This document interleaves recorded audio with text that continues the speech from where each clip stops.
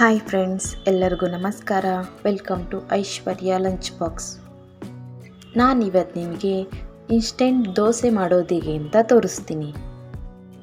ಈ ದೋಸೆನ ರೆಡಿ ಮಾಡೋದಕ್ಕೆ ಅಕ್ಕಿನ ಉಂಡೆ ಮುಂಚೆನೇ ನೆನೆಸ್ಬೇಕು ಅಂತ ಏನಿಲ್ಲ.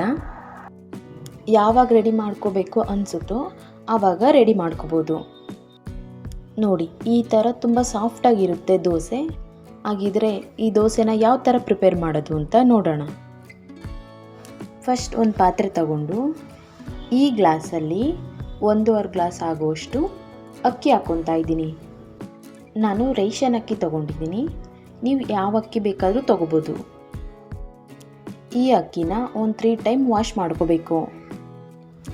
ಅಕ್ಕಿ ತೊಳ್ಕೊಂಡಿದ್ದಾದಮೇಲೆ ಅಕ್ಕಿ ಮುಳುಗೋವಷ್ಟು ಬಿಸಿನೀರು ಹಾಕ್ಕೊತಾ ಇದ್ದೀನಿ.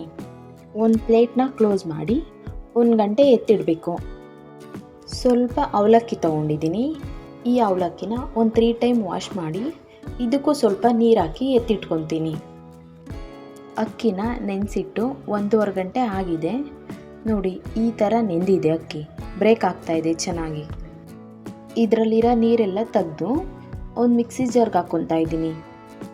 ನೆನೆಸಿಟ್ಟಿರೋ ಅವಲಕ್ಕಿ ಹಾಕ್ಕೋಬೇಕು. ಈ ಚಿಕ್ಕ ಬೌಲಲ್ಲಿ ಸ್ವಲ್ಪ ಹಸಿ ತೆಂಗಿನಕಾಯಿ ಹಾಕ್ಕೊತಾ ಇದ್ದೀನಿ.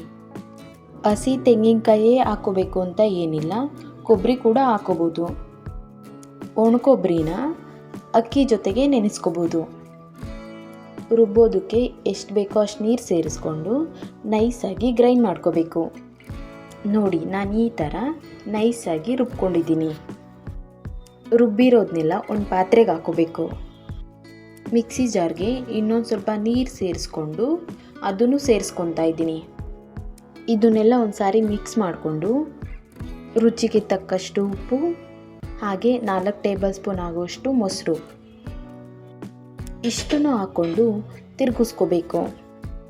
ಸ್ವಲ್ಪ ಈನೋ ಪೌಡ್ರ್ ಹಾಕೋಬೇಕು. ಕನ್ಸಿಸ್ಟೆನ್ಸಿ ಸ್ವಲ್ಪ ಗಟ್ಟಿ ಇದೆ, ಹಾಗಾಗಿ ಇನ್ನೊಂದು ಸ್ವಲ್ಪ ನೀರು ಆ್ಯಡ್ ಮಾಡ್ಕೊತಾ ಇದ್ದೀನಿ. ಅರ್ಧ ಗ್ಲಾಸ್ ಆಗುವಷ್ಟು ನೀರು ಹಾಕ್ಕೊಂಡು ಮತ್ತೆ ಎಲ್ಲದನ್ನು ತಿರುಗಿಸ್ಕೋಬೇಕು. ನೋಡಿ, ಈ ಥರ ಕನ್ಸಿಸ್ಟೆನ್ಸಿ ಇದ್ದರೆ ಸಾಕಾಗುತ್ತೆ. ತವನ ಬಿಸಿ ಮಾಡ್ಕೊಂಡಿದ್ದೀನಿ. ಇದಕ್ಕೆ ಅರ್ಧ ಸ್ಪೂನ್ ಆಗೋಷ್ಟು ಎಣ್ಣೆ ಹಾಕ್ಕೊಂಡು ಈ ಥರ ಈರುಳ್ಳಿನ ಅರ್ಧ ಕಟ್ ಮಾಡಿಕೊಂಡು ಈ ಥರ ರಬ್ ಮಾಡ್ಕೋಬೇಕು. ಈ ಥರ ಮಾಡೋದ್ರಿಂದ ದೋಸೆ ತವಾಗೆ ಅಂಟ್ಕೊಳ್ಳಲ್ಲ. ಐ ಫ್ಲೇಮ್ ಇಟ್ಕೊಂಡು ಹುಷಾರಾಗಿ ಈ ಥರ ರಬ್ ಮಾಡ್ಕೋಬೇಕು. ತವ ಚೆನ್ನಾಗಿ ಬಿಸಿ ಆಗಿದೆ. ಇವಾಗ ಸ್ವಲ್ಪ ಸ್ವಲ್ಪನೇ ಹಿಟ್ಟು ಹಾಕ್ಕೊಂಡು ನೋಡಿ ಈ ಥರ ಹರಡ್ಕೋಬೇಕು. ಇದ್ರ ಮೇಲೆ ಒಂದು ಅರ್ಧ ಸ್ಪೂನ್ ಆಗುವಷ್ಟು ಎಣ್ಣೆ ಹಾಕ್ಕೊಂಡು ಮೀಡಿಯಮ್ ಫ್ಲೇಮಲ್ಲೇ ಬೇಯಿಸ್ಕೋಬೇಕು. ಬೆಂದಿದೆ ಇದು. ಇದನ್ನು ತಿರುವಾಕಿ ಇನ್ನೊಂದು ಕಡೆ ಬೇಯಿಸ್ಕೋಬೇಕು. ನೋಡಿ, ಇಷ್ಟು ಕಲರ್ ಚೇಂಜ್ ಆಗಿದರೆ ಸಾಕಾಗುತ್ತೆ.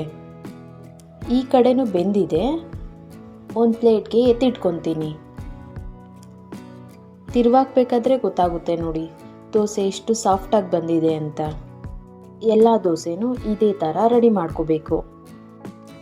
ಎಲ್ಲ ದೋಸೆನೂ ಕಂಪ್ಲೀಟ್ ಮಾಡಿ ಒಂದು ಪ್ಲೇಟ್ಗೆ ಚಟ್ನಿ ಜೊತೆ ಸರ್ವ್ ಮಾಡ್ಕೊಂಡಿದ್ದೀನಿ. ಇನ್ಸ್ಟೆಂಟಾಗಿ ದೋಸೆ ಮಾಡ್ಕೋಬೇಕು ಅಂದರೆ ಈ ಥರ ದೋಸೆ ರೆಡಿ ಮಾಡ್ಕೋಬೋದು. ಹಾಗಿದ್ರೆ ನೋಡಿದ್ರಲ್ಲ, ತುಂಬ ಈಸಿಯಾಗಿ ದೋಸೆ ಯಾವ ಥರ ರೆಡಿ ಮಾಡ್ಕೋಬೋದು ಅಂತ. ಹಾಗಿದ್ರೆ ಈ ಸಿಂಪಲ್ ರೆಸಿಪಿನ ನಿಮ್ಮ ಮನೇಲೂ ಟ್ರೈ ಮಾಡಿ ಟೇಸ್ಟ್ ಮಾಡಿ.